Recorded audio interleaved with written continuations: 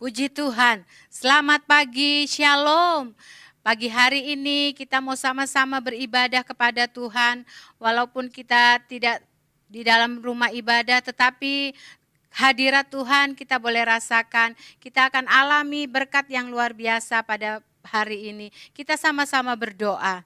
Bapa yang baik di dalam surga, pagi hari ini Tuhan, kami bersyukur buat rahmat-Mu yang begitu besar atas hidup kami. Engkau masih memberikan kami kesempatan ya Bapa, untuk kami memberi yang terbaik, memuji, memuliakan Engkau, memberikan pujian penyembahan kami kepadamu ya Tuhan. Urapi hamba-hamba-Mu yang melayani, baik WL Singer, musik Tuhan, semuanya Tuhan ada dalam perkenanan-Mu ya Bapa. Terlebih Tuhan kami berdoa buat hamba-Mu Pak Michael Eng Tuhan yang akan memberitakan firman-Mu Tuhan. Tuhan urapi hamba-Mu ya Bapa, biar setiap apa yang keluar dari hamba-Mu Tuhan semuanya menjadi berkat yang luar biasa atas setiap kami, memberikan kami kekuatan baru. Terima kasih Tuhan, kami mulaikan ibadah kami pada hari ini Tuhan, di dalam nama Yesus, haleluya, amin.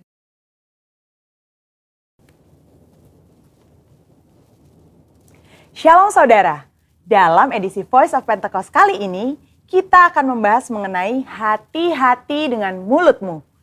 Pada tahun 1900-an di Amerika Serikat, pernah diadakan suatu penelitian terhadap dua keluarga untuk meneliti pengaruh perkataan dan karakter terhadap keturunan mereka. Secara mengejutkan, hasil yang didapat adalah keluarga Jonathan Edwards yang mendidik anak mereka sesuai perkataan firman Tuhan memiliki keturunan yang berhasil. Sedangkan keluarga Max Jukes yang tidak memperhatikan perkataan mereka sesuai dengan firman Tuhan memiliki keturunan yang buruk dan tidak berhasil. Hal ini membuktikan bahwa perkataan kita memiliki kuasa bagi masa depan kita. Yesaya 50 ayat 4 dikatakan, Tuhan Allah telah memberikan kepadaku lidah seorang murid, supaya dengan perkataan aku dapat memberi semangat baru kepada orang yang letih lesu. Setiap pagi ia mempertajam pendengaranku untuk mendengar seperti seorang murid. Pertanyaannya sekarang, bagaimana caranya agar lidah kita disebut sebagai lidah seorang murid? Yang pertama, mengendalikan setiap perkataan yang keluar dari mulut kita. Yakobus 3 ayat 5, 6, dan 8 berkata, demikian juga lidah, walaupun suatu anggota kecil dari tubuh, namun dapat memegahkan perkara-perkara yang besar. Lihatlah, betapapun kecilnya api, ia dapat membakar hutan yang besar. Lidah pun adalah api. Ia merupakan suatu dunia kejahatan dan mengambil tempat di antara anggota-anggota tubuh kita sebagai sesuatu yang dapat menodai seluruh tubuh dan menyalakan roda kehidupan kita. Sedang ia sendiri dinyalakan oleh api neraka, tetapi tidak seorang pun yang berkuasa menjinakkan lidah. Ia adalah sesuatu yang buas, yang tak terkuasai, dan penuh racun yang mematikan. Hal ini harusnya menyadarkan kita bahwa dosa perkataan atau dosa lidah bukanlah sesuatu yang main-main. Daud sendiri menyatakan bagaimana dia memiliki tekad yang kuat untuk menjaga dirinya supaya jangan berdosa dengan lidahnya. Daud memberikan sebuah istilah menahan mulutnya dengan kekang, di mana kekang artinya melakukan kontrol, memegang kendali terhadap mulut atau perkataan kita. Memang bukan sesuatu yang mudah, tapi bukan merupakan hal yang mustahil karena dengan pertolongan dari Roh Kudus, kita pasti bisa melaluinya. Yang kedua, menyadari bahwa semua perkataan kita diperhatikan oleh Tuhan. Perkataan merupakan ekspresi hati dan ungkapan dari apa yang kita pikirkan. Tuhan melihat kita jauh ke lubuk hati kita yang terdalam. Ia mengetahui segala motivasi hati kita. Mungkin orang lain dapat kita bohongi dengan perkataan manis dan lembut yang sebenarnya hanya sekedar menutupi hati yang busuk atau pikiran yang jahat. Tapi Tuhan tidak dapat dibohongi. Daud menyatakan dalam Mazmur 139 ayat 4, sebab sebelum lidahku mengeluarkan perkataan, sesungguhnya semuanya telah kau ketahui, ya Tuhan. Dalam konteks dunia modern saat ini, di mana media sosial menjadi salah satu sarana komunikasi yang dipakai untuk mengungkapkan ide, pendapat, komentar, informasi, bahkan curahan isi hati, jari-jari kita sebagai alternatif lidah atau bisa dikatakan sebagai lidah yang menuliskan perkataan kita di medsos juga harus kudus. Jangan sampai jari-jari kita mengetikkan pesan hoax yaitu berita sembarangan yang tidak terbukti kebenarannya, apalagi yang menimbulkan perpecahan, kebencian, kebingungan, bahkan penyesatan bagi orang-orang yang membacanya. Yang ketiga, mulut kita senantiasa memperkatakan firman dan puji-pujian. Salah satu cara efektif untuk menjaga agar kita tidak salah menggunakan perkataan adalah dengan menggunakannya secara benar, yakni dengan cara senantiasa memperkatakan firman Tuhan dan puji-pujian kepada Tuhan di setiap waktu, di setiap keadaan, di setiap situasi kepada semua orang. Sambil kita memuji-muji Tuhan, ingatlah apa yang Tuhan nyatakan melalui Yakobus dalam suratnya. Jikalau ada seorang menganggap dirinya beribadah, tetapi tidak mengekang lidahnya, ia menipu dirinya sendiri. Maka sia-sialah ibadahnya. Sebagai contoh, bila kita mengalami suatu kejadian yang kurang baik, kita tetap memperkatakan ucapan syukur kepada Tuhan dan bukannya bersungut-sungut, karena firman Tuhan berkata, mengucap syukurlah dalam segala hal. Yang keempat, menyelaraskan perkataan dengan perbuatan kita. Dalam 1 Yohanes 3 ayat 18 dikatakan bahwa kita harus mengasihi bukan hanya dengan perkataan atau dengan lidah saja, tetapi dengan perbuatan dan dalam kebenaran. Perkataan adalah sesuatu yang nyata dan dapat didengar secara nyata. Namun, ketika perkataan diucapkan untuk menyatakan perasaan kasih kepada seseorang, hal tersebut bisa menjadi sesuatu yang tidak berarti apa-apa jika tidak disertai dengan perbuatan nyata seperti yang dikatakan. Misalnya, ketika kita berkata bahwa kita mengasihi Tuhan dengan segenap hati, namun kita malas beribadah atau malas melakukan firman Tuhan, maka perkataan kita tidak bermakna sama sekali. Kita perlu menyelaraskan perkataan dengan perbuatan kita. Dengan demikian, membantu kita untuk berpikir sebelum berkata-kata. Amsal 18 ayat 20-21 mengingatkan bahwa hidup dan mati dikuasai lidah. Oleh sebab itu, kita perlu memperhatikan apa yang kita ucapkan. Biar dari mulut kita hanya keluar kata-kata yang membangun, bukan menghancurkan, menguatkan, bukan melemahkan. Ingat, Amsal 18 ayat 20-21 juga berbicara mengenai apa yang kita ketik di sosial media. Biar perkataan dan postingan kita memuliakan nama Tuhan. Saudara, untuk penjelasan lebih lengkapnya dari tim teologi kami, jangan lupa untuk buka link yang ada di atas atau scan QR Code yang tersedia. Salam integritas, Tuhan Yesus memberkati.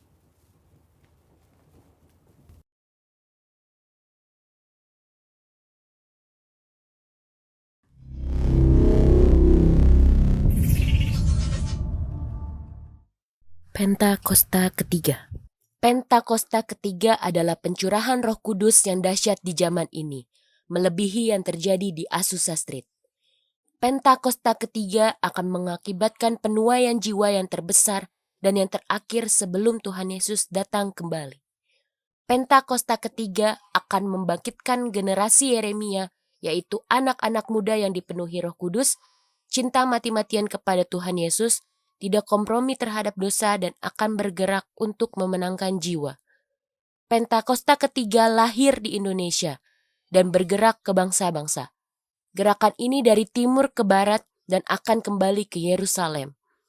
Pentakosta ketiga akan memberikan kuasa untuk menyelesaikan amanat agung dan setelah itu Tuhan Yesus datang kembali. Shalom saudaraku terkasih dalam kasih Tuhan.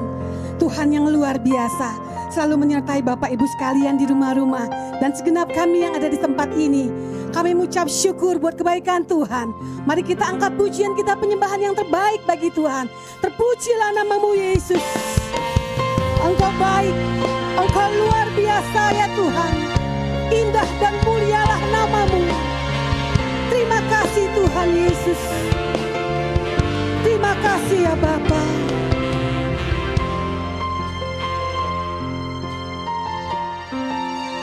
Dia sungguh indah, Dia Yesus, Dia ajaib, Dia mulia, Dia agung, Dia cinta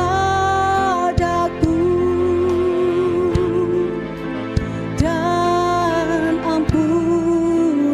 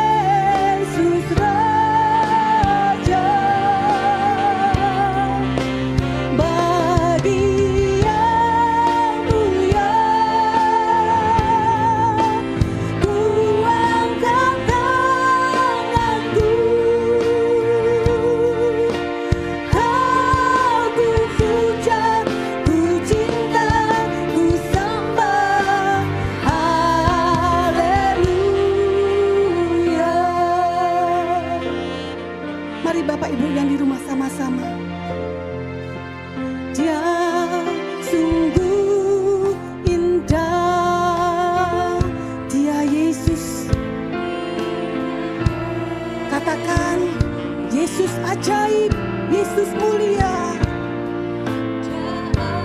Terima kasih ya Tuhan. Terima kasih ya Yesus. Engkau agung, Engkau mulia. Dia cinta daku dan ampuniku, bahkan rela berikan nyawanya untuk selamatkanku. Sambutlah Yesus, tinggikan Yesus, beri dia hormat, pujian dan kuasa. Yesus Raja,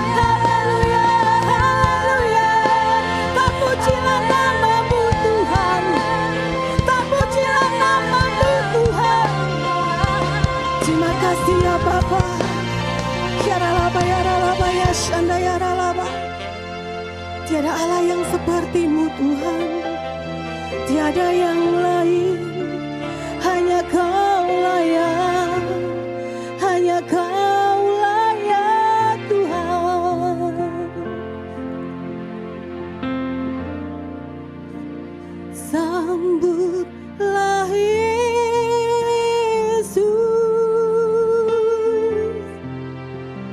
tinggikan Yesus di tiap hormat, pujian dan kuasa. Yesus Raja, bagi yang mulia, ku angkat tanganku, Kau ku puja, ku cinta, ku sembah. Haleluya. Sama-sama katakan, sambutlah Yesus, tinggikan Yesus,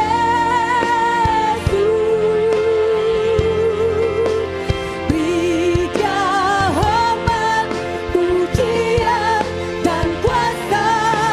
Yesus Raja, bagi yang mulia. Mari Bapak Ibu angkat kedua tanganmu di hadapan Tuhan. Ku angkat tanganku, Kau ku puja, ku cinta, ku sembah. Haleluya. Kau ku puja Tuhan, Kau ku puja, ku cinta, ku sembah. Haleluya. Kau ku puja, ku cinta, ku sembah. Haleluya. Haleluya. Glory bagi nama-Mu Tuhan. Terpujilah Engkau Yesus, Engkau Allah yang luar biasa. Kau kami puja, Engkau kami cinta. Mulialah nama-Mu. Terpujilah Engkau dahsyat Yesus. Haleluya. Haleluya. Di dalam nama Yesus kami akan bersorak-sorai bersukacita. Haleluya. Mari bersama-sama kita perkatakan Mazmur 91. Dalam lindungan Allah. Orang yang duduk dalam lindungan yang maha tinggi dan bermalam dalam naungan yang maha kuasa akan berkata kepada Tuhan, tempat perlindunganku dan kubu pertahananku, Allahku yang kupercayai. Sungguh, Dialah yang akan melepaskan engkau dari jerat penangkap burung, dari penyakit sampar yang busuk. Dengan kepaknya ia akan menudungi engkau, di bawah sayapnya engkau akan berlindung. Kesetiaannya ialah perisai di pagar tembok. Engkau tak usah takut terhadap kedahsyatan malam, terhadap panah yang terbang di waktu siang, terhadap penyakit sampar yang berjalan di dalam gelap, terhadap penyakit menular yang mengamuk di waktu petang. Walau 1.000 orang rebah di sisimu, dan 10.000 di sebelah kananmu, tetapi itu tidak akan menimpamu. Engkau hanya menontonnya dengan matamu sendiri dan melihat pembalasan terhadap orang-orang fasik. Sebab Tuhan ialah tempat perlindunganmu, yang maha tinggi telah kau buat tempat perteduhanmu. Malapetaka tidak akan menimpa kamu, dan tulah tidak akan mendekat kepada kemahmu. Sebab malaikat-malaikatnya akan diperintahkannya kepadamu untuk menjaga engkau di segala jalanmu. Mereka akan menatang engkau di atas tangannya, supaya kakimu jangan terantuk kepada batu. Singa dan ular tedung akan kau langkahi, engkau akan menginjak anak singa dan ular naga.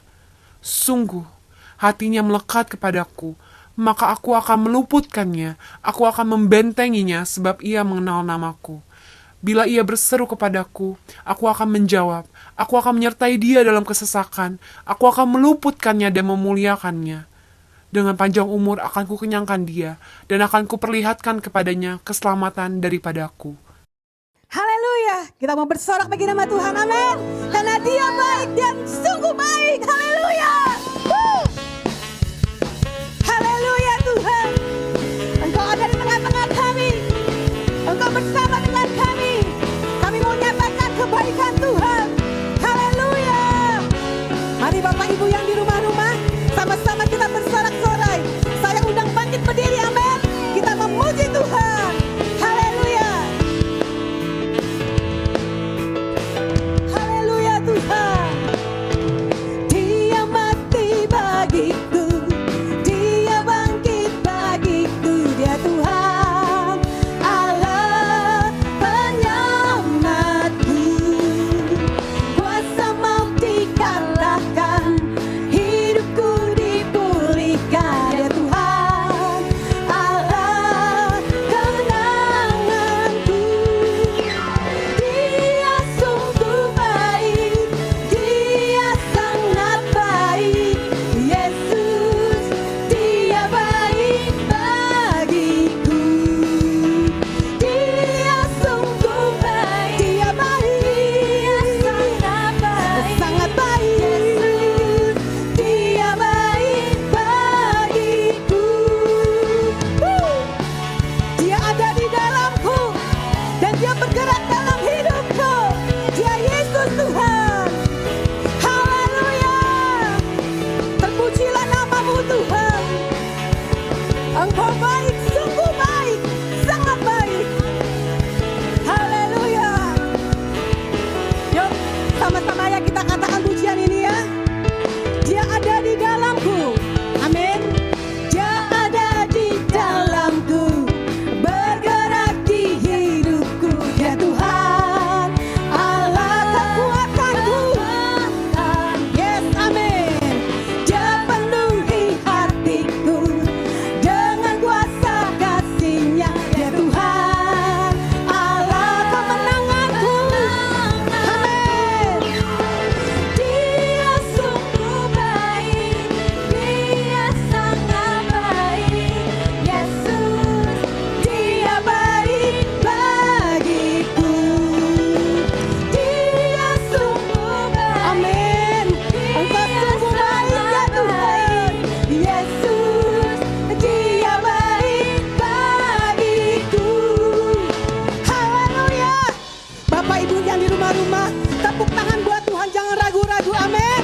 Ya, katakan haleluya sambil tepuk tangan. Siap-siap ya, katakan ya, pakai gerakan ya, Bapak Ibu yang di rumah, amin. Haleluya. Glory bagi namamu Tuhan. Yuk, siap pakai gerakan. Dia sungguh baik, Dia sangat baik, Yesus, Dia baik bagiku. Amin. Dia sungguh baik, Dia sangat baik, Yesus, Dia baik. He is so good to you. He is so good to me. So good to you. He is so good to me. Jesus, He's so good to you, and me. Ah, He is so good to you. He is so good to me. Jesus, He's so good to you and me. Jesus, He's so good to you and me. Yes, Jesus, He's so good to you. He's so good to amen. He's so good to you and me. Haleluya. Glory bagi namamu Tuhan. Tuhan kita dahsyat, Tuhan kita hebat, Dia luar biasa. Mari Ibu, saya mengundang. Yuk, angkat tangannya dua-dua ke atas. Katakan, Dia sungguh baik, Dia sangat baik, Yesus, Dia baik bagiku. Amin Tuhan. Dia sungguh baik, Dia sangat baik, Yesus. Katakan sekali lagi dengan mantap ya Bapak Ibu ya. Dua-dua tangan, amin. Dia sungguh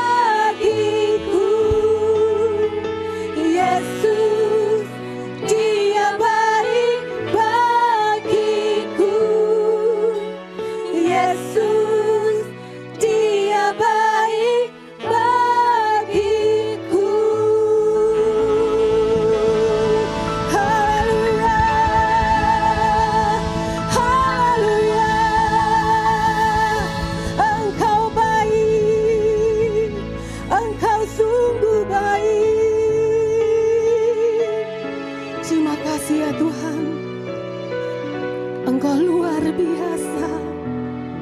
Engkau di tengah-tengah kami Tuhan. Engkau bersama kami. Bagimu segala pujian, hormat syukur Tuhan. Haleluya. Terima kasih ya Bapa. Bagimu segala pujian, bagimu hormat dan kemuliaan. Terima kasih ya Yesus. Terima kasih buat pagi hari ini. Biarlah Tuhan Engkau berbicara atas setiap kami. Kami percaya segala kemuliaan bagimu. Terima kasih Bapa. Terima kasih Yesus. Ya Bapa, ya Tuhan. Gloria.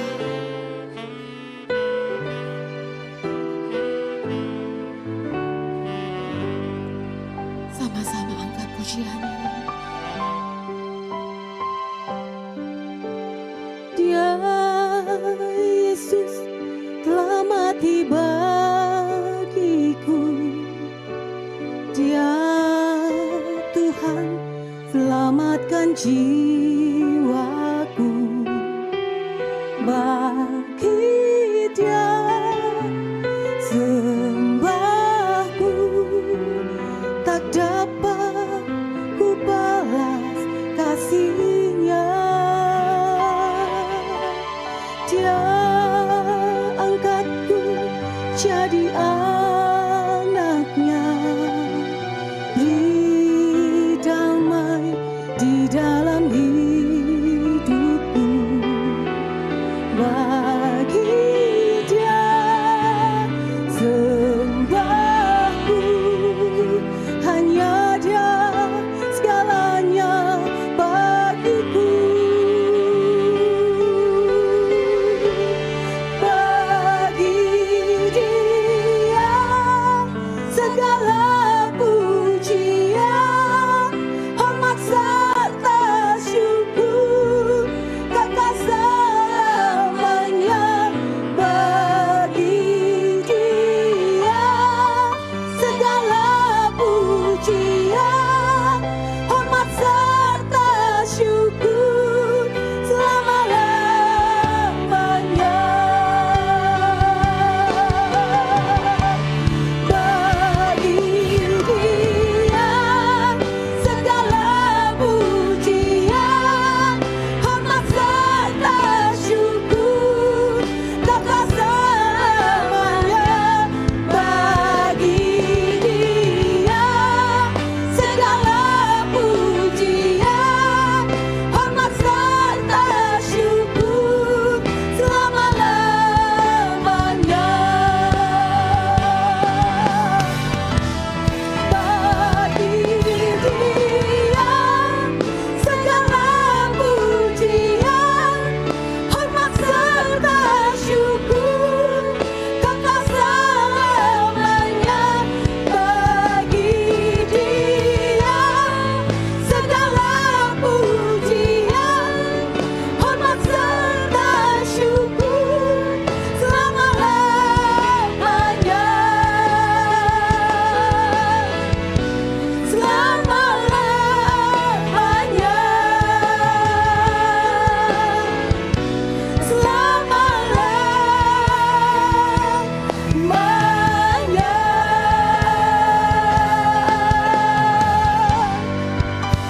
Selamanya. Haleluya. Tuhan, bagimu segala-galanya ya Bapa. Tiada yang lain bagi kami selain kami persembahkan hidup kami seluruhnya bagimu ya Tuhan.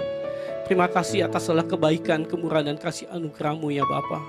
pada pagi ini ya Tuhan, kami kembali masuk dalam hadirat-Mu ya Tuhan, dalam pujian penyembahan kami. Kami tahu ya Tuhan, hari ini Engkau akan memberkati kami Tuhan Yesus. Dimanapun kami berada, para jemaat-Mu yang tergabung dalam ibadah online Tuhan, tidak akan terlewatkan, semua akan diberkati berlimpah, limpah, dan limpah. Terima kasih juga kalau pada hari ini ya Tuhan, Engkau perkenankan kami untuk makan dan minum sehidangan dengan Engkau Raja dan Segala Raja. Karena kami tahu melalui perjamuan ini Tuhan, kami boleh makan dan minum sehidangan dengan Engkau. Itu semua oleh anugerah-Mu ya Bapa. Oleh karena itu Tuhan, kami mempersiapkan diri kami. Lebih daripada itu Engkau memateraikan semuanya Tuhan. Terima kasih Tuhan Yesus. Biarlah melalui ibadah hari ini ya Tuhan, Kau memberkati kami melalui firman-Mu ya Tuhan. Supaya kami tahu firman-Mu adalah pelita bagi kaki kami, terang bagi setiap jalan kami. Dan kami siap hati kami untuk mendengar firman-Mu, dan urapi kami dengan pengertian-pengertian yang ilahi. Karena pengetahuan hamba-Mu terbatas, pengertian hamba terbatas, tetapi Tuhan Yesus yang tidak terbatas, Roh Kudus yang tidak terbatas, itulah yang akan memberikan hikmat pengertian yang sempurna akan segala firman-Mu. Di dalam nama Yesus Kristus kami berdoa dan mengucap syukur kami, dan kami siap mendengar firman-Mu. Yang siap mendengarkan firman Tuhan sama-sama katakan amin, amin, amin. Tuhan Yesus berkati, haleluya. Terima kasih pemuji penyembah, dan shalom Bapak Ibu terkasih dalam Yesus Kristus. Dimanapun Bapak Ibu sedang berada, saat ini Bapak Ibu sedang tergabung dengan ibadah online GBI Wisma KR. Dan harapan dan doa kami, kiranya Bapak Ibu dimanapun berada dalam keadaan sehat, diberkati berlimpah, limpah, limpah. Bapak Ibu terkasih dalam Yesus, tidak berasa kita masuk di pertengahan bulan April. Baru minggu lalu kita memperingati Paskah, yaitu kebangkitan Tuhan Yesus Kristus Bapak Ibu. Dan ini adalah minggu pertama setelah kebangkitan Tuhan Yesus Kristus. Semua kita tahu masa-masa hari ini adalah masa 40 hari Tuhan Yesus ada di bumi sebelum dia naik ke surga. Oleh karena itu Bapak Ibu, hari ini saya akan mengupas sedikit tentang pelayanan Tuhan Yesus selama 40 hari di bumi ini, yang masih di dunia ini. Kenapa saya sampaikan ini? Karena pelayanan Tuhan Yesus 40 hari ini tidak kurang pentingnya dengan pelayanan 3,5 tahun Tuhan Yesus Kristus Bapak Ibu. Nah, kalau Bapak Ibu yang suka dengan khotbah yang ada judul, maka saya beri judul khotbah saya, alasan 40 hari Yesus di bumi ini sebelum naik ke surga. Bapak Ibu terkasih dalam Yesus Kristus. Kalau kita baca di dalam Yohanes 21 ayat 25 berkata, bila setiap apa yang dilakukan Tuhan Yesus dicatat, kiranya tidak ada mungkin buku yang bisa mencatat semua itu. Karena terlalu banyak sekali yang diperbuat oleh Tuhan Yesus di dalam pelayanannya. Oleh karena itu, supaya kita juga tidak fokus dengan banyak itu, hari ini saya membawa 2 alasan Tuhan Yesus 40 hari sebelum naik ke surga. Kenapa Tuhan Yesus tidak bangkit langsung naik ke surga? Ada 40 hari sebelum dia naik ke surga. Alasannya banyak sekali, tetapi pada pagi dan siang ini saya akan mengupas 2 alasan penting yang menjadi dasar untuk menguatkan, meneguhkan iman kita semua. Bapak Ibu, yang pertama adalah alasan Tuhan Yesus tidak langsung naik ke surga, yaitu dia 40 hari dia perlu membuktikan dia benar-benar bangkit. Kenapa Tuhan Yesus harus membuktikan dia benar-benar bangkit? Karena pada saat kematiannya, semua orang tidak percaya dengan kebangkitan Tuhan Yesus. Bahkan muridnya sendiri, 12 murid Yesus, sepanjang perjalanan pelayanan Tuhan 3,5 tahun, 4 kali Yesus pernah berkata bahwa dia akan ditangkap, dia akan disalibkan, dia mati, dan dia bangkit. Perhatikan baik-baik Bapak Ibu, saya berpikir, kenapa murid masih tidak percaya akan kebangkitannya? Waktu Yesus sudah ditangkap, sudah terjadi. Yesus disalibkan, terjadi. Yesus mati di kayu salib, terjadi. Kenapa kebangkitannya mereka tidak percaya dan tidak ada pengharam? Setelah Yesus mati di kayu salib, semua muridnya putus asa. Semua orang putus asa dan pergi meninggalkan dan kembali ke kehidupan mereka yang semula. Bapak Ibu terkasih saudara. Nah, ini perlu sekali Tuhan membuktikan dia bangkit. Yang kedua, kenapa Tuhan mesti membuktikan dia bangkit? Itu untuk mematahkan dusta Mahkamah Agung. Bapak Ibu terkasih dalam, di saat Yesus bangkit, ada dusta dari Mahkamah Agama yang menyatakan bahwa Yesus jenazahnya dicuri oleh murid-muridnya, oleh orang yang tidak mereka kenal. Bapak Ibu terkasih dalam Yesus, untuk membatalkan ini sebenarnya tanpa pembuktian kebangkitan Yesus pun kita bisa patahkan. Misalkan dikatakan bahwa jenazah daripada Yesus dicuri. Bapak Ibu terkasih Yesus, rasa nggak masuk di akal kalau serdadu-serdadunya saat itu bisa kecolongan. Karena petugas kan serdadu-serdadu oleh para ahli-ahli Taurat Farisi waktu itu, kalau mereka lalai, mungkin mereka yang digantung. Tidak bisa mereka berkata mereka tertidur dan dicuri. Kalau itu benar dicuri sesungguhnya, maka mereka akan mendapat sanksi. Sanksinya nggak main-main, bisa aja mereka yang disalibkan. Oleh karena itu Bapak Ibu, dan hal ini pun sudah tidak masuk di akal. Ya. Dan mereka jaga itu bukannya 1-2 orang. Ada sekumpulan orang yang menjaga, mungkin ada yang tidur, pasti ada yang berjaga-jaga. Jadi sebenarnya ini pun bisa dipatahkan. Yang kedua, kalau andai kata mereka tidur pun, saya percaya mereka akan terbangun. Karena kalau untuk mengambil jenazahnya Yesus di dalam kubur itu, tidak bisa dilakukan 1-2 orang. Kenapa saya katakan begitu? Karena batu yang menutupi kuburnya Yesus itu beratnya adalah 2000 kg itu 2 ton. Tidak bisa digulingkan dengan 1-2 orang Bapak Ibu. Nah, waktu pengulingan pasti terjadi keramaian, tidak mungkin bisa terjadi demikian. Dan alasan ini sebenarnya sudah bisa mematahkan dusta daripada Mahkamah Agama ini. Dan yang ketiga Bapak Ibu, seandai kata udah terguling Yesus, jenazah Yesus diambil pun, karena namanya mencuri, pastilah dengan tergesa-gesa. Nggak mungkin jenazah itu diganti dengan pakaian sehingga kain kafan itu masih ada di situ. Namun demikian, Yesus tetap membuktikan dia bangkit. Bagaimana dia membuktikannya? Yaitu tidak ada cara lain. Yang paling efektif, yang paling bisa dipegang adalah penampakannya. Bapak Ibu terkasih dalam Yesus Kristus, penting sekali mematahkan dusta daripada Mahkamah Agama ini. Karena apa? Kalau memang apa yang dikatakan Mahkamah, jenazah ini diambil, dicuri, memang dicuri, waktu Yesus menampakkan dirinya, maka mereka akan berkata, ternyata betul yang disalibkan itu bukan Yesus. Sudah diganti katanya. Ada beberapa orang berkata sampai hari ini bahwa berkata Yesus, bukan Yesus yang disalib. Bahwa waktu saya diganti. Nah, kalau ini tidak dipatahkan dengan dibantahkan saksi Mahkamah Agama ini, maka orang akan berkata, betul Yesus tidak pernah salib. Buktinya dia hidup, dia penampakan. Mereka tidak akan percaya dia bangkit.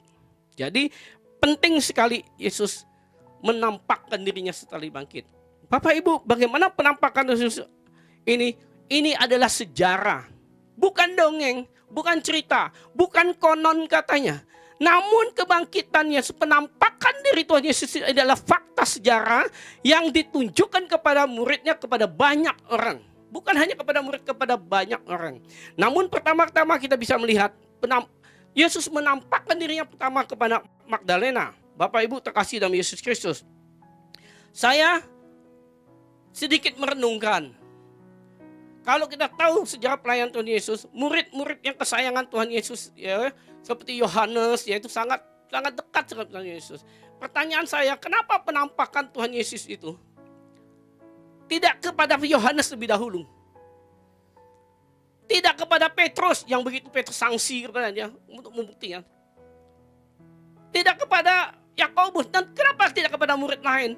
Tetapi kenapa penampakan kepada Magdalena? Nah, di sini kita sedikit untuk belajar. Kenapa kok kepada Maria Magdalena? Karena apa Bapak Ibu? Karena Maria Magdalena orang yang begitu mengasihi Tuhan. Orang yang begitu mencintai Tuhan. Orang yang segala hidupnya dipersembahkan kepada Tuhan. Itulah Maria Magdalena. Oh Pak, bagaimana kita bisa tahu begini? Kita tahu orang yang terakhir meninggalkan Yesus waktu disalibkan dan mati, itu adalah Maria Magdalena. Demikian juga orang yang paling pagi datang pada hari ketiga itu Maria Magdalena. Kenapa begitu pagi dia datang? Kenapa dia terlambat meninggalkan Tuhan dia terakhir? Karena dia begitu mengasihi Tuhan. Dia pengen selalu dekat, sekalipun itu hanya jenazahnya. Dia pengen dekat sekali. Yang ketiga, setelah dia melihat Yesus, jenazah Yesus sudah tidak ada, dia menangis karena kerinduannya. Walaupun hanya saja dia pengen dekat. Ini membuktikan betapa kerinduannya akan Tuhan Yesus untuk dekat. Demikian juga Bapak Ibu. Kalau hari ini kita mempunyai kehausan untuk dekat dengan Tuhan. Kalau hari ini kita mempunyai kecintaan seperti Maria yang mencintai Tuhan. Memberi segalanya bagi Tuhan. Maka saya percaya kitalah orang-orang yang akan diprioritaskan Tuhan. Amin. Ini kenapa masih Maria Magdalena dihadap ini. Nah kita lihat Bapak Ibu, kalau kita baca di dalam Yohanes 20 ayat 11 sampai 18, bagaimana Tuhan menampakkan diri Maria Magdalena. Tapi saya nggak baca semua ayat ini, saya baca saja di ayat 15-16. Ya, Yohanes 20 ayat 15-16, saya bacakan. Kata Yesus kepadanya, Ibu, mengapa engkau menangis? Siapakah yang engkau cari? Maria menyangka orang itu adalah penunggu taman. Lalu berkata kepadanya, Tuan, jikalau Tuan yang mengambil dia, katakanlah kepadaku, di mana Tuan meletakkannya, supaya aku dapat mengambilnya. Kata Yesus kepadanya, Maria. Maria berpaling dan berkata kepadanya, bahasa Ibrani Rabuni, yang artinya guru. Perhatikan baik-baik Bapak Ibu. Bagaimana Tuhan tidak harus membuktikan, menampakkan dirinya kepada murid-muridnya. Termasuk ke Magdalena sekalipun. Magdalena belum yakin Yesus bangkit. Karena waktu jenazahnya tidak ada, Maria masih berkata bahwa jenazahnya diambil. Makanya waktu ada yang memanggil dia, dikatakan, apakah engkau yang mau mengambilnya? Kalau engkau mau mengambilnya, mari kasih tahu saya mau ambil jenazahnya. Tetapi waktu Yesus memanggil secara khusus dengan sebut kata Maria, maka terbukalah mata Maria. Maria langsung berpaling berkata, Guru, artinya Yesus yang disalibkan itulah bangkit. Ini yang luar biasa. Dia menampakkan dirinya kepada Maria. Setelah itu Maria bercerita, menyampaikan kepada Petrus, menyampaikan kepada murid-muridnya. Murid-muridnya masih ragu juga. Tidak ada yang yakin sungguh-sungguh. Dan Yesus perlu lagi menampakkan dirinya kepada Thomas. Kalau kita baca Yohanes 20 ayat 26 sampai 28. Saya bacakan kepada Bapak Ibu. Yohanes 20 ayat 27-28. Kemudian ia berkata kepada Thomas, taruhlah jarimu di sini dan lihatlah tanganku. Ulurkanlah tanganmu dan cucukkan di dalam lambungku. Dan jangan engkau tidak percaya lagi, melainkan percayalah. Thomas menjawab, ya Tuhanku dan Allahku. Bapak Ibu terkasih dalam Yesus, sampai Tuhan menampakkan juga kepada Thomas, sehingga Thomas percaya bahwa Yesus benar-benar bangkit yang telah menjumpai dia secara pribadi. Bapak Ibu terkasih yang Yesus, ini yang luar biasa yang Tuhan nampakkan kepada semua murid-murid yang sudah ada. Bapak Ibu, Tuhan juga menampakkan dirinya kepada Petrus. Bapak Ibu, kita baca di ayat 20 Yohanes 21 ayat 1 sampai 14 ya. Saya bacakan di ayat 7 saja, nanti Bapak Ibu boleh baca secara lengkap. Maka murid yang dikasihi Yesus itu berkata kepada Petrus, "Itu Tuhan." Ketika Petrus mendengar bahwa itu adalah Tuhan, Maka ia mengenakan pakaiannya sebab ia tidak berpakaian, lalu terjun ke dalam danau. Bapak Ibu terkasih dalam surga, kalau kita baca ayat ini, saya tadi malam merenungkan ayat ini, saya lihat ada keunikan. Kalau orang mau berenang, yang ada itu kalau lagi pakaian, buka baju, terjun. Amin. Lagi pakaian nih, kalau mau terjun, mau berenang, mau buka pakaian, terjun kan? Ini terbalik. Petrus setelah tahu itu Yesus dia mau terjun dan mau berenang ke menemui Yesus, dia pakai baju.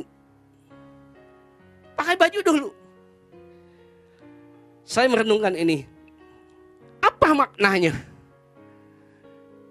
Ya, maknanya begini. Petrus tahu bagaimana cara untuk menghadapi Tuhan. Amin. Tidak mungkin dengan bertelanjang dada begitu ya, menemui Tuhan Yesus. Apa yang kita dapat simak hari ini?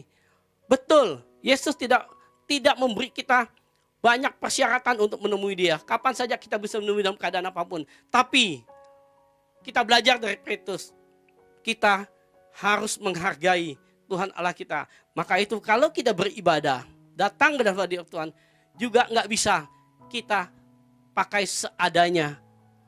Tidak bisa kita pikir hanya kita sendiri dan tidak ada orang yang melihat. Tetapi Tuhan yang melihat.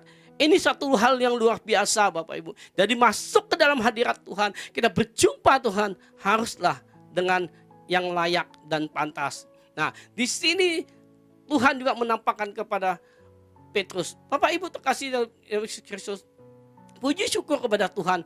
Penampakan demi penampakan kepada murid-murid ini dan membuktikan Yesus benar-benar bangkit. Bahkan satu kali Tuhan menampakkan kepada banyak orang, yaitu diperkirakan ada, kalau kita baca di dalam Korintus 16, sekitar ada 500 orang yang menyaksikan dengan mata sendiri bahwa Yesus sungguh-sungguh bangkit. Dan mereka melihat Yesus yang disalib itu benar-benar berhadapan dan dengan mata mereka melihat bahwa Yesus telah bangkit. Oleh karena itu, kematian, kebangkitan yang Tuhan Yesus tidak akan bisa terbantahkan lagi. Kalau dalam hukum di dalam dunia ini orang berkata, kalau ada 2 saksi aja, peristiwa apapun itu dinyatakan benar. Kalau misalnya ada yang mencuri, ada yang melakukan sesuatu dengan 2 bukti, 2 saksi, itu sudah dinyatakan benar. Tetapi ini lebih daripada itu. Lebih daripada itu, lebih daripada 1 kali Tuhan Yesus menampakkan diri. Dia menampakkan diri berbanyak sekali ya. Dia bertemu dengan orang-orang yang meragukan semua itu. Percayalah Bapak Ibu, hari ini saya mau katakan Yesus benar-benar bangkit. Karena inilah alasan pertama kenapa Yesus 40 hari masih di bumi ini belum naik ke surga. Saya membayangkan, saya pernah waktu kuliah dulu saya pernah merenungkan ini. Seandai katanya Yesus itu dia mati dan bangkit dan dia langsung naik ke surga, saya kerasa kekristenan hari ini sudah tidak ada lagi. Dengan pembuktian Yesus bangkit saja menampakkan dirinya sampai hari ini, masih banyak orang yang tidak percaya Yesus bangkit. Mereka membuat dalih-dalih yang menurut mereka itu benar. Bahkan hari ini berkata bukan Yesus yang disalib, bukan Yesus yang bangkit. Hari ini kita masih mendapat, dan bukti nyata masih banyak orang yang belum menerima kebangkitannya. Masih setengah dari dunia ini yang tidak percaya kebangkitan Tuhan Yesus dan tidak percaya dengan keselamatan yang Tuhan sediakan bagi kita semua. Ini alasan pertama Bapak Ibu. Alasan kedua, kenapa Yesus harus membuktikan bahwa dia bangkit. Yang kedua adalah dia 40 hari di dunia ini. Yang pertama membuktikan kebangkitan. Yang kedua adalah mempersiapkan, mengingatkan muridnya untuk meneruskan pelayanannya. Karena waktu Tuhan Yesus mati, mereka sudah mundur, mereka sudah kembali ke pekerjaan mereka yang lama. Mereka sudah tidak punya kekuatan lagi, mereka nggak punya semangat lagi, dan mereka tidak punya gairah lagi untuk melayani. Nah, alasan kedua ini penting sekali. Tuhan datang kepada murid-muridnya untuk memberikan mereka kekuatan, memberikan spirit yang baru, membuktikan bahwa Yesus itu setia tetap ada, dan Tuhan Yesus mau murid-murid termasuk Bapak, Ibu, dan saya hari ini untuk tetap melayani, meneruskan pelayanan Tuhan Yesus Kristus. Setuju kan? Amin.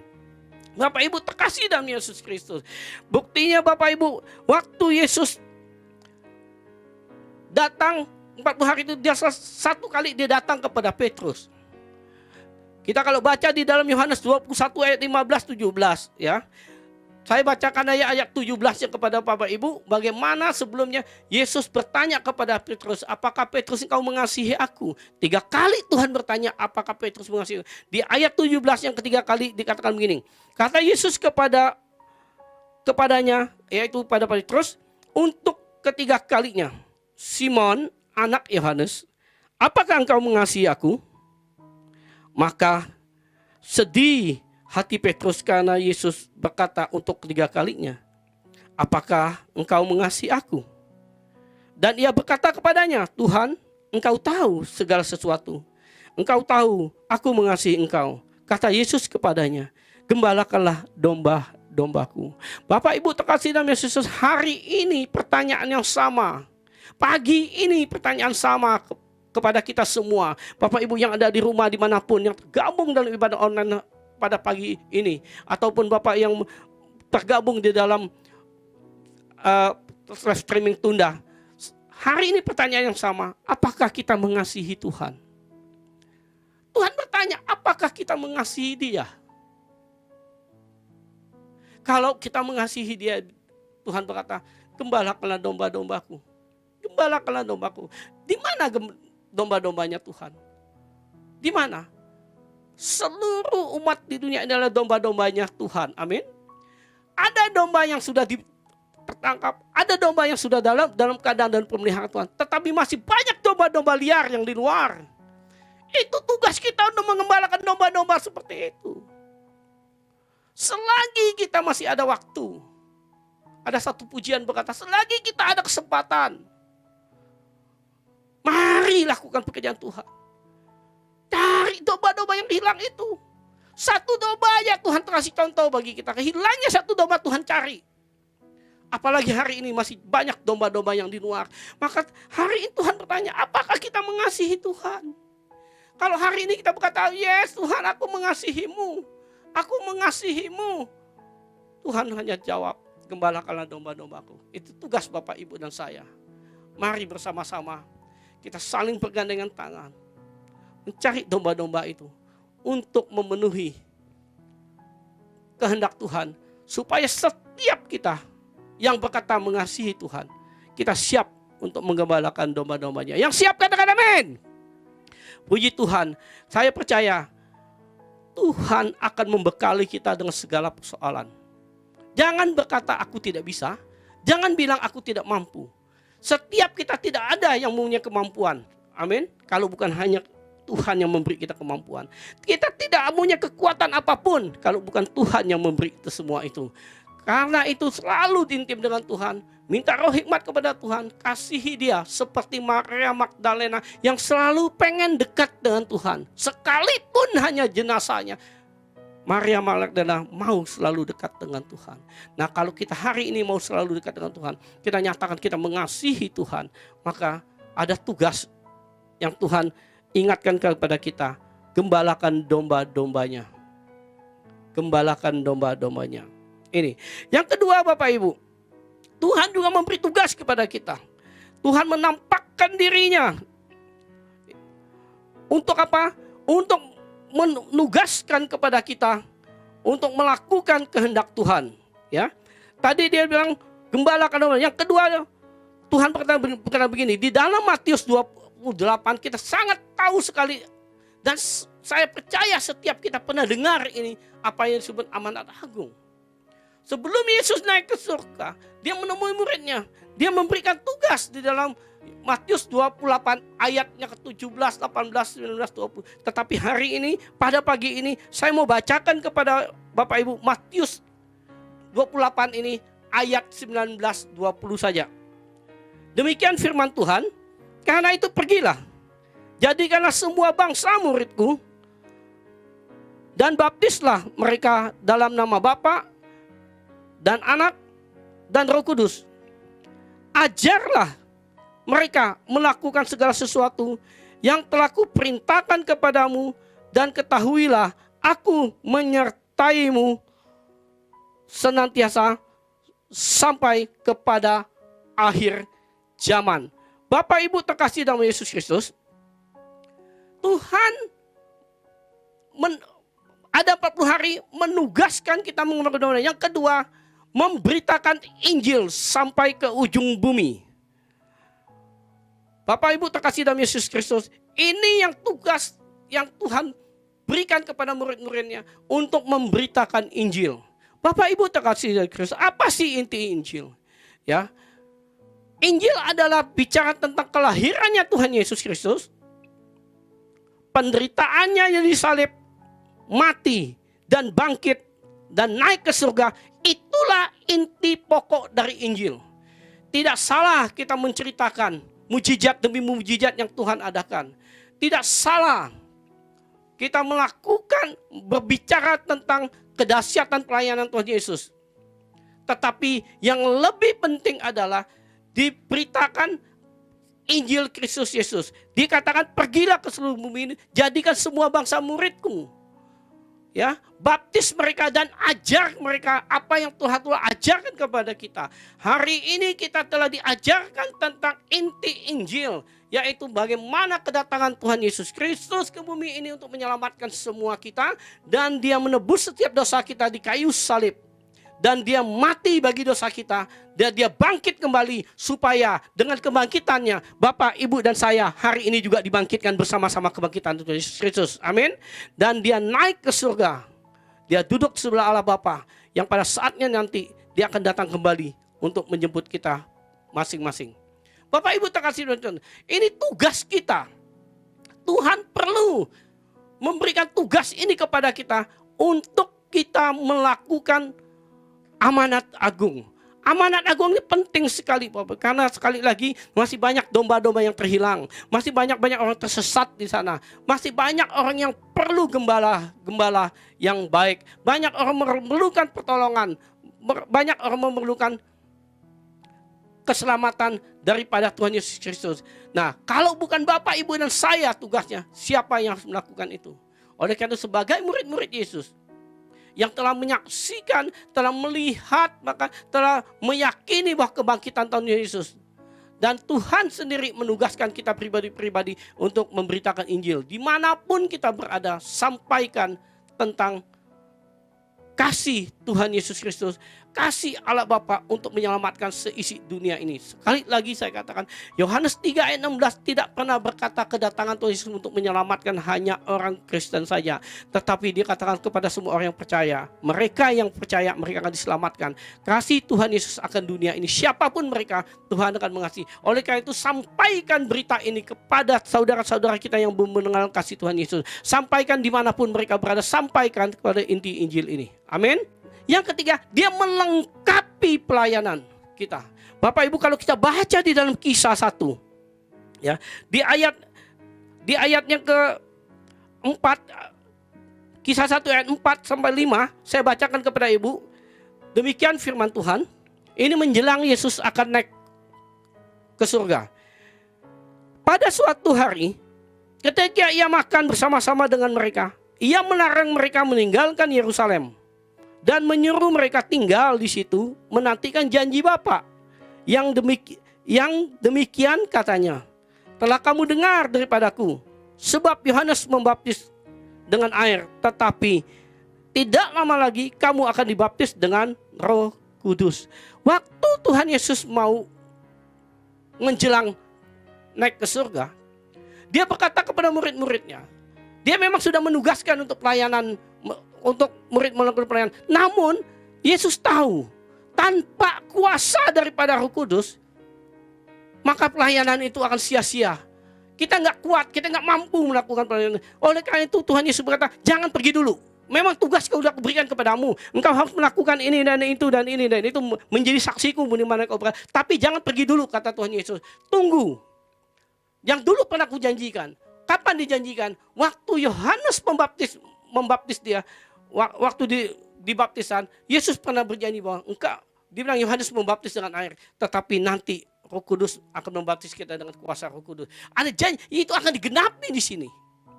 Jadi Tuhan Yesus mempersiapkan itu semua supaya pelayanan ini menjadi pelayanan yang berkenan dan efektif, pelayanan yang mempunyai kekuatan daripada Allah Roh Kudus.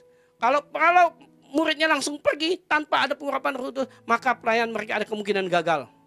Oleh karena itu Tuhan bilang, jangan pergi kemana-mana, tunggu sampai kuasa Roh Kudus turun atas kamu. Maka Bapak Ibu, setelah itu tibalah saatnya Tuhan naik ke surga. Terakhir sekali perkataan Tuhan Yesus waktu dia mau naik ke surga. Kita sudah hafal ayat ini, udah umum yang kita tahu, yaitu Kisah 1 ayat 8. Demikian Tuhan berkata waktu dia akan naik ke surga. Kisah 1 ayat 8 begini, tetapi kamu akan menerima kuasa kalau Roh Kudus turun ke atas kamu, dan kamu akan menjadi saksiku di Yerusalem, di seluruh Yudea, Samaria, sampai ke ujung bumi. Apabila kuasa Roh Kudus turun di atas, maka kita akan menjadi murid-murid, akan menjadi saksinya Tuhan. Apa yang harus disaksikan? Menyaksikan bagaimana kasih Tuhan akan kelahirannya, kedatangan dan menyelamatkan manusia. Bagaimana kita menyaksikan kematiannya di kayu salib menebus setiap dosa kita. Bagaimana kita menyaksikan kepada orang bahwa dia telah bangkit, supaya karena kebangkitannya kita juga dibangkitkannya. Dan kenaikannya di atas surga. Bapak Ibu kepada Tuhan, ini disaksikan 500 lebih orang Bapak Ibu dikatakan menyaksikan kenaikannya Tuhan Yesus Kristus yang membuktikan Yesus naik ke surga.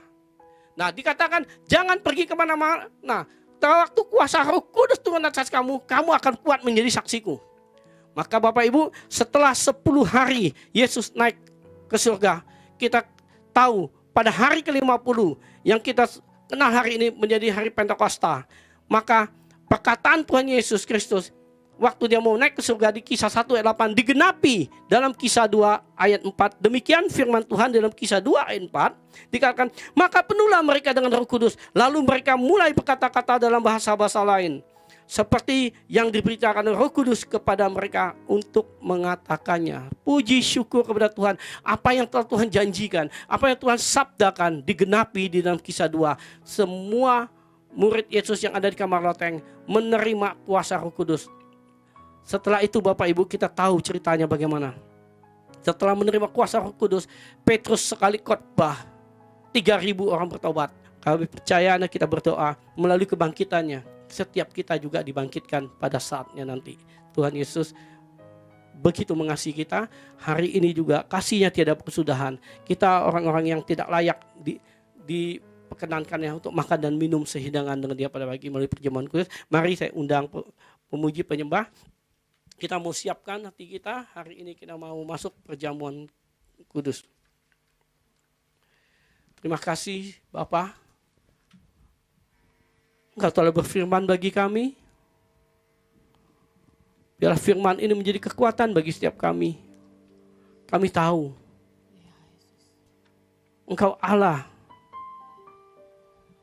yang tidak pernah mengingkari janjimu. Nubuatan-nubuatan disampaikan itu tergenapi dengan kebangkitanmu dan kenaikanmu di surga ya Tuhan. Terima kasih hari ini kami sebagai murid-murid-Mu. Kami mau berkata kepadamu Tuhan, inilah tugas kami yang diberikan kepada kami untuk meneruskan pelayanan Tuhan Yesus, bahkan untuk memberitakan Injil sampai ke ujung bumi. Pakai kami ya Tuhan Yesus, pakai kami Bapa. Terima kasih. Biarlah hari ini kamu layakkan kami untuk makan dan minum sehidangan dengan Engkau ya Tuhan. Kami mau berkata kepadamu ya Tuhan, ini kami, anak-anak-Mu. Terima kasih. Layaklah Kau Tuhan, dipuji dan disembah dengan segenap hatiku. Engkau layak dipuji dan disembah karena Engkau Tuhan. Layaklah yang telah menyatakan kasih-Mu kepada kami. Dipuji dan disembah. Engkau mati demi dosa kami. Segenap jiwa Engkau selamatkan kami ya Tuhan Yesus. Layaklah Kau Tuhan, dipuji dan disembah dengan segenap hatiku. Layaklah Kau Tuhan, dipuji dan disembah dengan segenap jiwa ragaku.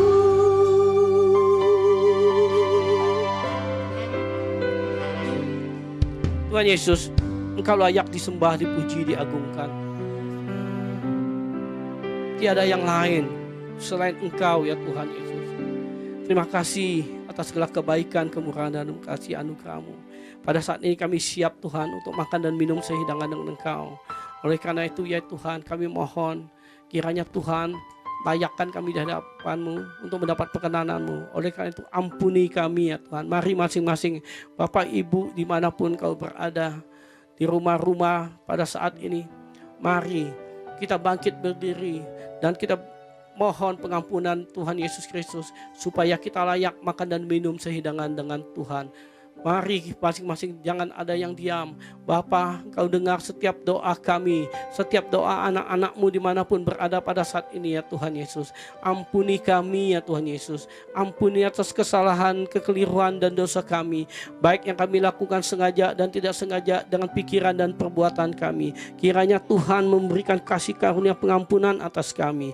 Karena kami tahu ya Tuhan Yesus, kami benar bukan hanya karena perbuatan kami, tetapi oleh karena kasih pengampunan-Mu. Terima kasih ya Tuhan. Kami percaya pada pagi dan siang ini Tuhan, Engkau berkenan mengampuni kami dan kami boleh makan dan minum sehidangan dengan Engkau. Bapa, terima kasih. Pujian, hormat, kemuliaan bagi-Mu ya Tuhan. Oleh karena kasih-Mu yang luar biasa. Ininya saatnya Tuhan Yesus, kami mau makan dan minum sehidangan Engkau di dalam nama Yesus Kristus. Kekasih-kekasih Kristus, oleh karena kasih sayang Tuhan, Dia perkenankan ketika makan dan minum dan sehidangan dengan Dia. Oleh karena itu mari kita bersama-sama masuk perjamuan ini. Kekasih-kekasih Kristus, apa yang kuteruskan kepadamu telah aku terima daripada Tuhan Yesus Kristus. Bahwa malam sebelum Ia diserahkan, Ia mengambil roti, mari angkat roti kita tinggi ke atas. Sambil berkata, inilah tubuhku yang diserahkan bagimu. Perbuatlah ini menjadi peringatan akan aku setiap kali engkau memakannya. Kekasih-kekasih Kristus, bukakan roti yang kita pecah-pecahkan ini adalah tanda persekutuan kita dengan tubuh Yesus Kristus. Mari kita makan bersama-sama di dalam nama Yesus, dalam nama Yesus.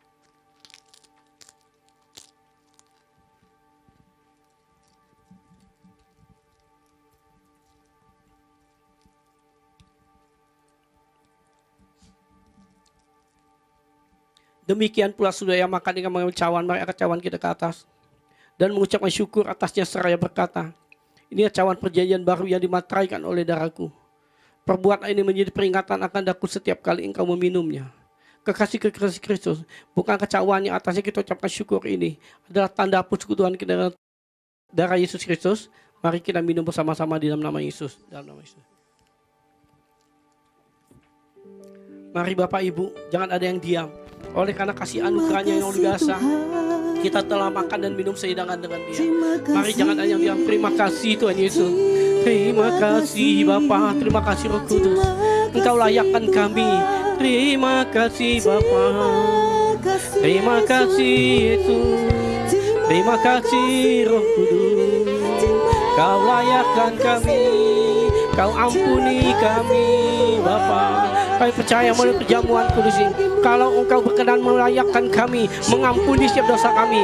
Kami percaya juga yang sakit Engkau sembuhkan, yang beban berat Engkau angkat segala beban ya Tuhan. Dimanapun berada berjemaatmu ya Tuhan, yang putus asa berikan pengharapan ya Tuhan ya Yesus. Terima kasih ya Tuhan, setiap beban mereka diangkat dalam nama Yesus Kristus ya Tuhan Yesus. Biarlah damai sejahtera Allah melingkupi kami semuanya Tuhan. Terima kasih Tuhan Yesus atas segala kebaikan-Mu. Tiada kata-kata yang indah yang bisa kami ucapkan selain kami berkata kepadamu, terima kasih Tuhan Yesus. Terima kasih. Terima kasih Bapa. Terima kasih Yesusku. Terima kasih Yesusku. Puji syukur hanya bagi Tuhanku. Terima kasih Yesusku. Terima kasih Yesusku. Puji syukur hanya bagi Tuhanku. Puji syukur bagi. Terima kasih Yesusku.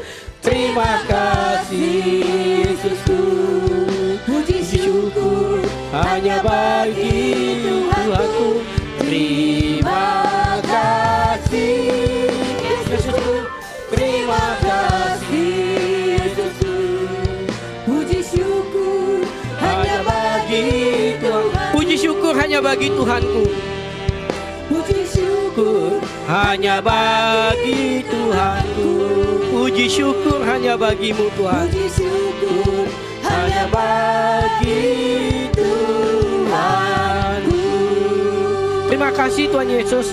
Segala pujian, hormat, kemuliaan hanya bagimu. Di dalam nama Yesus Kristus kami berdoa dan mengucap syukur kami. Haleluya, haleluya, haleluya. Shalom, Tuhan memberkati Bapak Ibu. Mari jemaat Tuhan, kita serukan visi Rayon 1H, menjadi keluarga kerajaan Allah yang memenangkan jiwa-jiwa dan berdampak bagi dunia. Nilai GBI Rayon 1H, ikrar. 1. Integritas. 2. Keintiman. 3. Rendah hati. 4. Antusias dan inovatif. 5. Rela berkorban. Terima kasih ya Aba, hari ini Tuhan kami sudah dengar firman-Mu lewat pendeta Michael Eng ya Tuhan. Terima kasih banyak ya Tuhan, kami boleh dikuatkan Tuhan. Kami boleh mengerti setiap firman-Mu Tuhan. Kami merasa dikenyangkan ya Bapa pada hari ini. Terima kasih berkati hamba-Mu Tuhan, Pak Michael Eng. Segala aspek kehidupannya Engkau memberkati. Tambah-tambahkan urapan baru atas hamba-Mu ya Bapa. Pagi hari ini Tuhan kami berdiri di tempat ini ya Tuhan. Kami berdoa buat gembala sidang kami, Pak Niko dan keempat wakilnya. Tuhan memberkati mereka Tuhan dalam setiap pelayanan mereka ya Bapa. Biar mereka terus berjalan sesuai dengan kehendak-Mu. Pelayanan mereka boleh menjadi berkat buat banyak orang ya Tuhan. Berkati keluarga mereka, berkati setiap apapun yang mereka lakukan Tuhan. Biar semuanya menjadi berkenan di hadapan-Mu ya Bapa. Terima kasih Tuhan, terima kasih. Kami berdoa juga Tuhan pada hari ini buat gembala rayon kami, Pak Bapak Budianto Totong dan wakilnya Pak Suwardi dan wakil di Wisma AKR Tuhan, Pak Michael Eng Tuhan, biar Engkau memberkati ketiga hamba-hamba-Mu ini Tuhan. Engkau memberkati setiap pelayanan mereka ya Bapa, dimanapun mereka Engkau suruh melayani, dimanapun mereka Engkau tempatkan untuk melayani Tuhan. Ada banyak jiwa-jiwa yang dikuatkan, ada banyak jiwa-jiwa yang dibangkitkan imannya ya Bapa. Terima kasih Tuhan Yesus, terima kasih. Hari ini Tuhan kami rindu berdoa buat bangsa kami Indonesia ya Tuhan. Berkati Indonesia Tuhan, pulihkan bangsa kami Indonesia ya Aba. Dari segala macam Tuhan yang terjadi hari-hari ini Tuhan. Kami berdoa Tuhan biar pemulihan terjadi atas bangsa kami. Berkati para pemimpin-pemimpin bangsa kami ya Tuhan. Mulai dari presiden, wakil presiden, bahkan sampai jajaran yang terendah sekalipun, di kota-kota besar, di desa-desa. Tuhan tolong mereka ya Bapa. Tuhan terus kuatkan mereka, biar mereka bekerja dengan sungguh-sungguh atas bangsa ini ya Tuhan. Biar mereka bekerja dengan tanggung jawab yang besar atas bangsa ini. Terima kasih Tuhan, terima kasih. Pemulihan terjadi atas bangsa kami. Pemulihan di dalam segala bidang Tuhan, biar terjadi atas bangsa kami. Terpujilah nama-Mu Tuhan, terima kasih banyak. Berkati setiap umat-umat-Mu, berkati Tuhan setiap kami yang sudah mendengar firman-Mu pagi hari ini Tuhan. Di masa-masa 40 hari ini Tuhan, biar Engkau curahkan Roh Kudus-Mu atas setiap kami Tuhan. Kami boleh mendapat urapan-urapan baru Tuhan. Semangat kami boleh diperbaharui di dalam Engkau Tuhan. Biar Tuhan Yesus cinta mula-mula kami boleh kembali dibangkitkan pada hari ini ya Bapa. Terima kasih banyak Tuhan, terima kasih. Kami bersyukur Tuhan buat hari ini. Sebentar Tuhan, sebelum kami berpisah, sebelum kami selesaikan ibadah kami rindu mendapat berkat lewat hamba-Mu ya Tuhan. Terima kasih. Mari angkat tangan kita tinggi-tinggi dengan iman kita terima berkat dari Tuhan.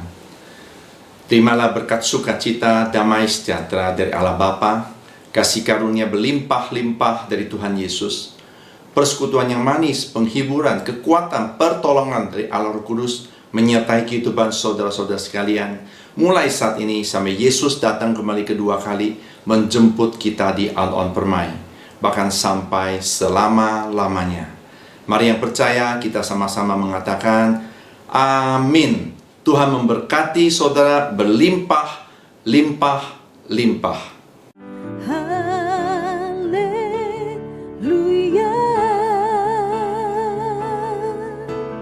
Haleluya.